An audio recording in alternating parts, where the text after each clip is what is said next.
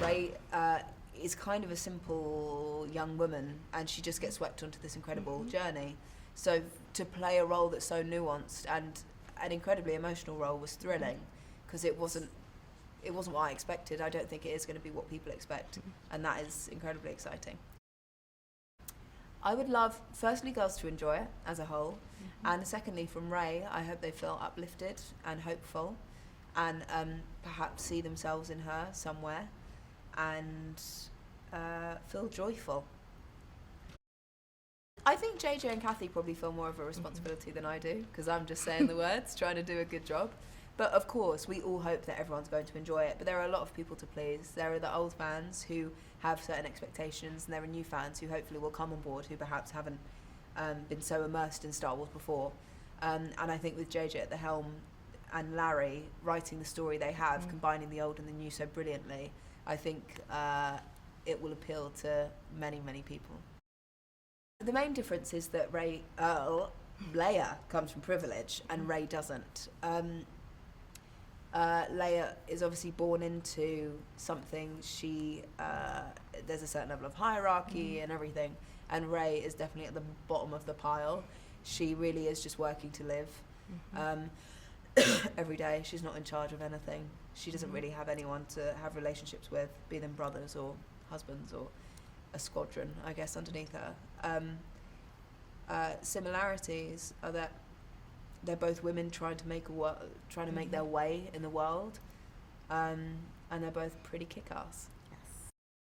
Well, we went to go and see the scoring with John Williams a few months ago, which was unbelievable, because you watch what's going on and the scenes are already incredible, and then adding the music to it, it's like another thing. It's like seeing a whole other thing, and I had to leave at one point because I was pretty emotional. So to see that all come together, I can't wait. It's absolutely stunning. Abu Dhabi for me was a real baptism of fire.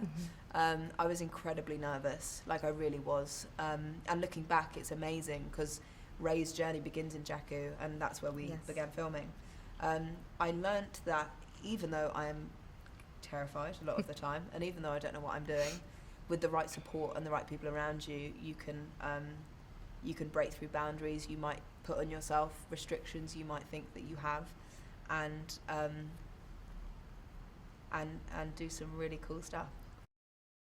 Harrison, Carrie and Mark are all brilliant people, and they're all incredibly different because they're different people, united by this incredible thing, and they were all so excited to come back, and that is incredibly joyful for us. Because coming into this, you think, who knows better than they do about what story should be told and how excited we should all feel. So they really set a precedent. They're all incredibly kind and warm and funny and wonderful to work with. And it never really felt like we were the newbies. It just felt like a group trying to do the best film, trying to make the best film possible. My Star Wars journey has now spanned over 2 years. I started auditioning over 2 years ago. And so obviously within 2 years, not only with this film, but many, many things have happened. So I've hit every emotion possible.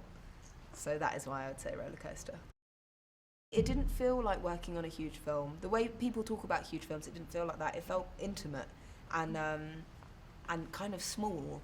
And then you realise obviously the span of how many people it takes to make such a film. But the creatures are insane, and of course they inform, because they set the tone. In the desert in particular, where we started, the creatures were there already setting this tone of Star Wars. There's humanoids and creatures all working, aliens all kind of working side by side. JJ and Kathy wanted to really base everything in practical effects, and having creatures really there was nothing to imagine. They were just right there in front of you. So it was incredibly helpful.